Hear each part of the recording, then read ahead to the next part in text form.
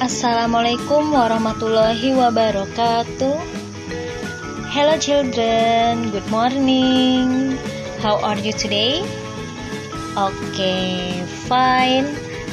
Hari ini kita akan belajar tentang bagian tubuh hewan beserta fungsinya. Sebelum kita mulai pembelajaran hari ini, let's say to basmalah. Bismillahirrahmanirrahim. Nah, sekarang kita akan murajaah bersama-sama surat Al-Mursalat ayat 1 sampai 8. Wahid, snaini, salasah. Bismillahirrahmanirrahim. Wal mursalati urfa, fal ashifati asfa, wan nashirati nasra, fal fariqati farqa, fal mulqiyati zikra, uzran aw nuzra.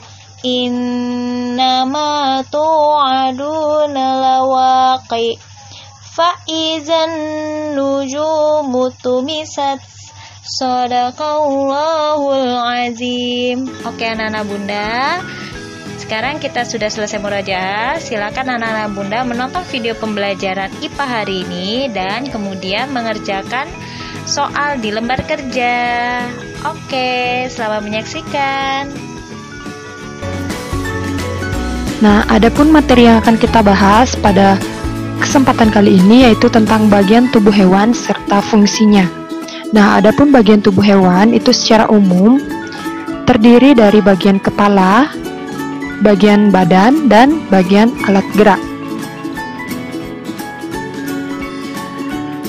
Bagian tubuh hewan yang akan kita bahas pada video ini yaitu yang pertama itu ada serangga, contohnya belalang. Kemudian ada Pisces, contohnya ikan. Ada amfibi, contohnya katak atau kodok. Ada aves, contohnya itu burung. Ada reptilia, contohnya kadal. Dan ada mamalia, contohnya itu kucing. Nah, marilah kita bahas satu persatu mulai dari bagian tubuh dan fungsi serangga. Itu contohnya belalang. Nah, belalang ini memiliki bagian-bagian tubuh yang berfungsi untuk menjalankan kehidupannya. Nah, bagian yang pertama yang ditunjukkan oleh anak panah itu disebut dengan bagian kepala. Bagian yang kedua disebut dengan perut. Bagian ketiga disebut dengan kaki. Nah, belalang ini memiliki bagian tubuh tambahan yang tidak dimiliki oleh hewan-hewan lain, yaitu ada bagian yang disebut dengan antena. Nah, antena ini berfungsi untuk alat peraba, perasa, penciuman, dan pendengaran pada serangga. Nah, antena juga dapat digunakan untuk berkomunikasi. Selain antena, belalang juga memiliki bagian dada dan bagian yang terakhir itu ada sayap. Sayap ini berfungsi untuk membantu belalang ketika melompat.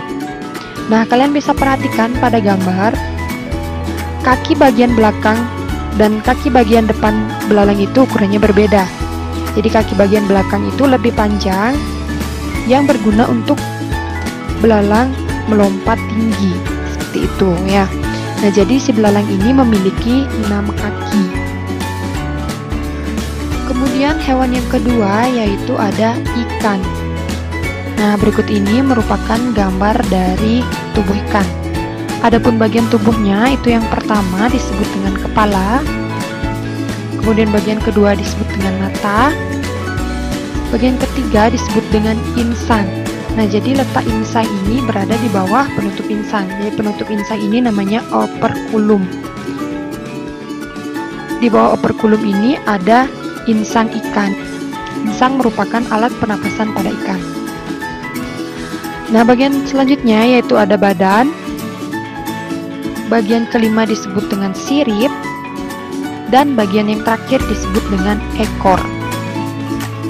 Ikan merupakan hewan bertulang belakang yang hidup di air. Ikan mempunyai sirip yang berfungsi untuk berenang dan tubuh yang ramping untuk memudahkan bergerak di dalam air. Nah, tubuh ikan ini biasanya ditutupi oleh sisik. Yang dimaksud dengan sisik itu adalah bagian ini, ya, bagian yang menutupi tubuh atau badan dari ikan. Nah, kemudian ekor berfungsi untuk membantu pergerakan ikan di dalam air. Nah, umumnya ikan berkembang biak dengan cara bertelur. Nah, itulah bagian-bagian tubuh dari ikan serta fungsinya. Berikutnya hewan yang ketiga yaitu ada amfibi. Contohnya itu ada kodok. Adapun bagian tubuh dari kodok, yang pertama itu ada bagian kepala, kemudian ada mata, kemudian ada perut, ada kaki depan, ada kaki belakang, dan pada jari kakinya itu terdapat selaput kaki. Nah, kalian bisa perhatikan pada gambar, kaki belakang kodok itu lebih panjang dibandingkan dengan kaki depannya. Nah, kaki belakang yang lebih panjang ini berguna untuk membantu katak ketika ia melompat. Nah, jadi katak ini ketika berudu dia hidup di air dan bernapas menggunakan insang, dan ketika dewasa dia bernapas menggunakan paru-paru dan kulit. Maka dari itu kulit dari katak itu berpori-pori karena digunakan untuk membantu dalam bernapas. Nah, itulah bagian tubuh dan fungsi dari tubuh katak. Hewan yang selanjutnya yaitu ada reptilia. Contohnya di sini adalah kadal. Nah, adapun bagian tubuh dari kadal itu yang pertama, kalian bisa perhatikan tanda panahnya disebut dengan kepala, kemudian bagian kedua disebut dengan mata, bagian ketiga ada perut, bagian keempat ada kaki, dan bagian terakhir itu disebut dengan ekor.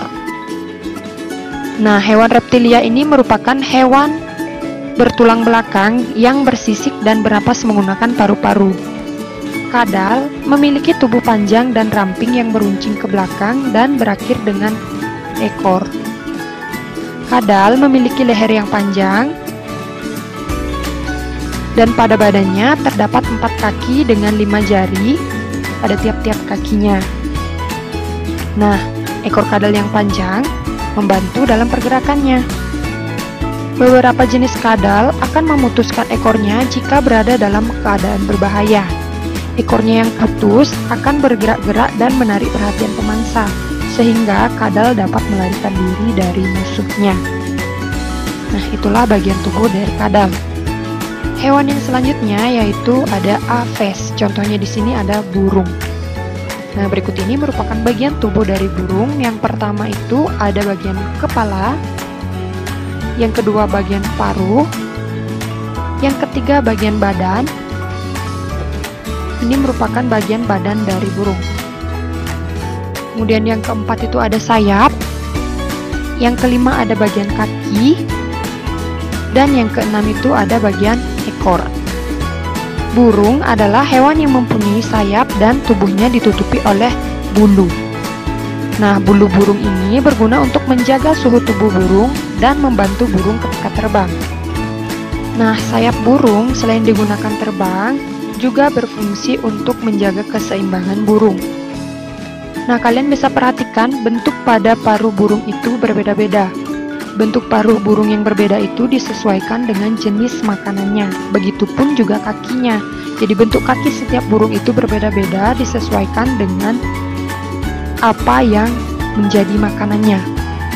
Pada beberapa kaki aves itu terlihat ada yang berselaput, contohnya itu bebek. Nah, jadi bentuk kaki ini juga disesuaikan dengan cara memperoleh makanannya. Kalian bisa perhatikan pada kaki bebek itu berselaput. Kenapa kaki bebek berselaput? Karena untuk memudahkan bebek berjalan di tanah yang berlumpur atau ketika ia berenang di air. Seperti itu. Itulah bagian tubuh dari burung. Hewan yang terakhir yaitu ada mamalia. Contohnya di sini adalah kucing. Adapun bagian tubuh kucing yang pertama itu ada bagian kepala, yang kedua ada bagian mata, yang ketiga ada bagian kumis, yang keempat ada bagian telinga, yang kelima ada bagian badan, dan yang keenam itu ada bagian kaki, dan yang terakhir itu ada bagian ekor. Bagian tubuh tambahan dari kucing ini adalah adanya kumis. Kumis adalah salah satu bagian dari tubuh yang penting bagi kucing, karena kumis kucing ini terhubung ke banyak saraf. Adapun fungsi dari kumis pada kucing ini, yang pertama yaitu sebagai alat komunikasi sesama kucing, yang kedua sebagai alat pendeteksi perubahan udara dan mendeteksi arah gerak mangsanya, yang ketiga yaitu membantu dalam berburu mangsanya, dan yang kelima sebagai navigasi di tempat yang gelap atau ketika kucing berjalan di tempat yang gelap. Kumis pada kucing juga sering disebut dengan misai.